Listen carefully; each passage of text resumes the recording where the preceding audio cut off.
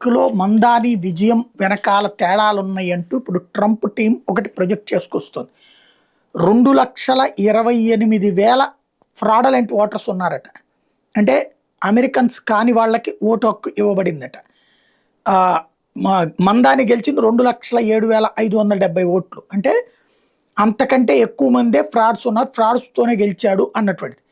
ఇప్పుడు ఓటర్ రికార్డులు చెక్ చేయడం ఒకవైపు, fake social security numbers, non existent voter records అంటే అసలు లేని వాళ్ళకే 7% ఓట్లు ఉన్నాయి.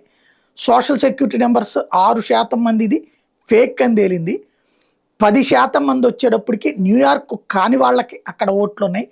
1% మంది సోషల్ సెక్యూరిటీ నెంబర్ ఉన్న చనిపోయినటువంటి వాళ్ళు కూడా ఉన్నారు, వాళ్ళకి సంబంధించి కూడా నడిచింది. ఓవరాల్గా వచ్చేటప్పటికి పక్కా ప్లాన్తోనే డెమోక్రాట్స్ ఇదంతా చేశారన్నటువంటి ట్రంప్ టీం ప్రొజెక్ట్ చేస్తోంది. అయితే ఇవన్నీ తప్పుడు ప్రచారాలు, దమ్ముంటే నిరూపించి కేసులు పెట్టి అరెస్ట్ చేసుకోండి అని చెప్తున్నది డెమోక్రాటిక్ టీం.